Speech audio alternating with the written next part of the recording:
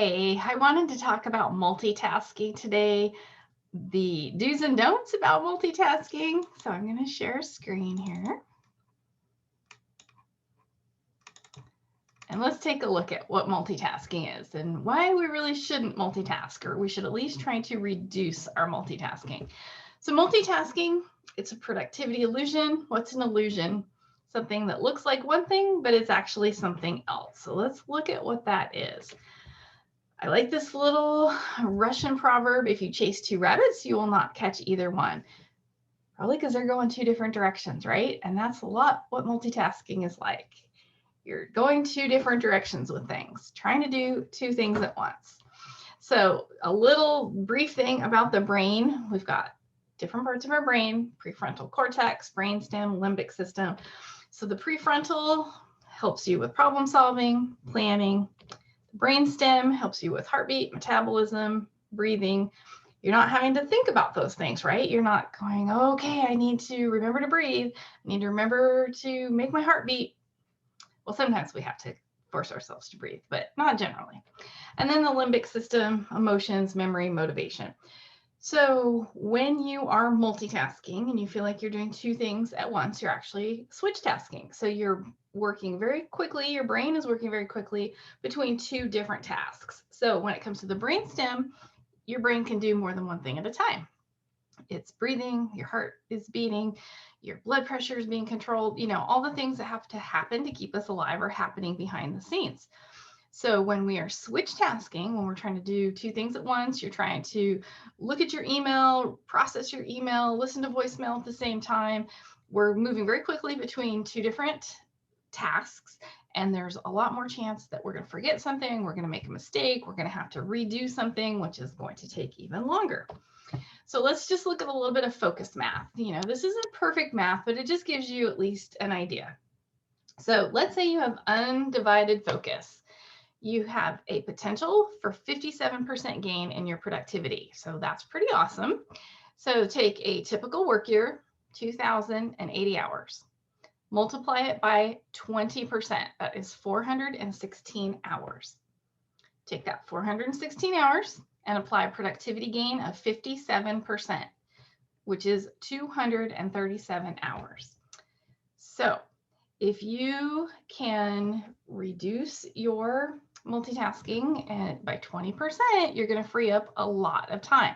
You could free up about 237 hours, or almost 6 weeks a year, because 6 times 40 is 240. So it's close, 237. So of course, these are all just, numbers just get us thinking. But the point is, it is a productivity illusion. We think we're doing something by doing two things at once. We think we're saving time, but really, if we could slow down, maybe a little counterintuitive, but take that deep breath and focus, then we're actually going to save time. We're going to have less chance of making mistakes, of forgetting something, and that's a good thing. So what is a good goal here? A good goal is to really reduce your multitasking by 20% of your workday. So 20% of an 8-hour workday is 96 minutes. So during your 96 minutes, that is when you are really working on high impact tasks, things that have deadlines, due dates, affect your bottom line. Maybe they're affecting somebody else. You have to do something before they can do it. The next step.